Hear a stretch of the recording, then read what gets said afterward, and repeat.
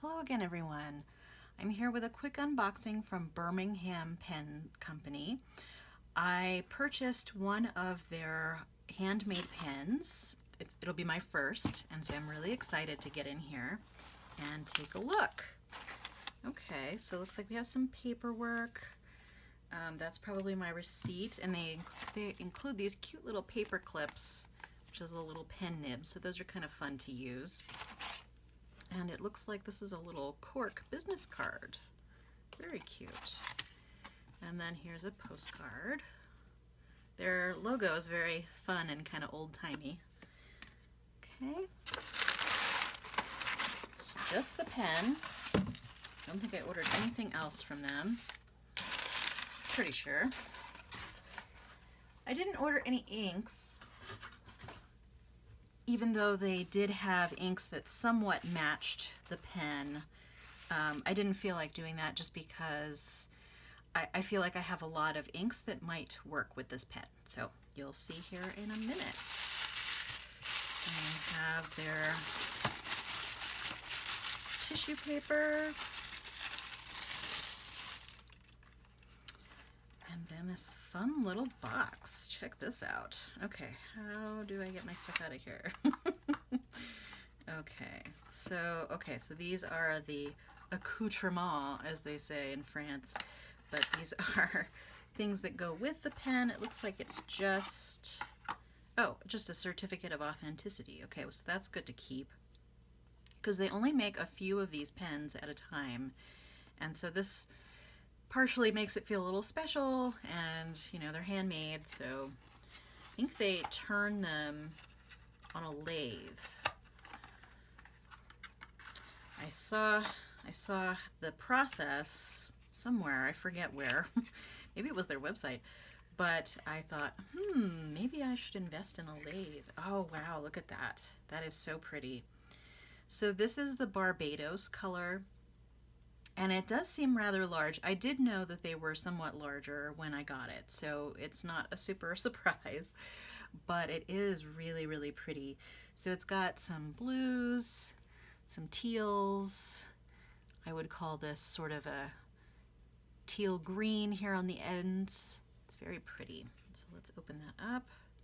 Oh, and it looks like that is already a little loose.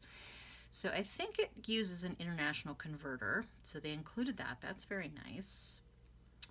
And yeah, it's super smooth, and because of the way they make it, because they turn it on a lathe, it's not going to have any mold lines, because a lot of pen companies make their pens out of resin or similar material by pouring it into a mold, and then whenever you do that, you're always going to have a little bit of a line somewhere on the pen. Although this was also called to my attention when someone asked about one of my sailor pens that I purchased and whether or not there was that distinctive line, and I didn't see one on the body, but I did see one on the grip section, and I had never noticed it before, but now I'm like always gonna notice it. But this, you'll see there is no mark like that whatsoever, because these are hand turned. And there you can see the nib. I got a medium-sized nib, and I forget, these are, because there's only a few companies that make nibs like this, and I've forgotten. But it is, so it's a medium steel nib. Let me see if it says on my paperwork, because I've forgotten. Get that out. On my order it may say, yes, so it's made by Nemacine Silver Yowo nib in medium. Well, I'm not going to test this out today. I don't have the time, and I'm not equipped for it today, but I did want to show that. And let's see, so unposted, it's very comfortable. This the nib is so long. And I think it's a number 6, so you could, in theory, swap it out for another number 6 nib. Okay, so that feels pretty good. Let me see what it's like posted. Yeah, that's a little big. I probably wouldn't want to post this pen. I mean, it's almost like a big crayon or something because the cap is so large, but that feels really good without the cap. I'm starting to get a little bit more used to not posting some of my pens. I just really have to keep track of that cap. I have to put it down and go, okay, that's where I put the cap. Remember, and then come back to it. Because sometimes, I'm not a very good multitasker. So when I start something, I generally get kind of engrossed in it, and then I may have like pushed this off to the side, or my pen or my paper may have knocked it over, and then who knows where my cap goes. Okay, so I'll have to keep track of it. But it's a super pretty pen. I'm really excited. And their prices are somewhat reasonable for a handmade pen, I think. And so I'll have to see how it works. Although when you really get into it, I mean, other than obviously shaping the body of the pen is somewhat complicated and requires an artist's hand, but the actual mechanics of a fountain pen seem to be rather simple when you look at it.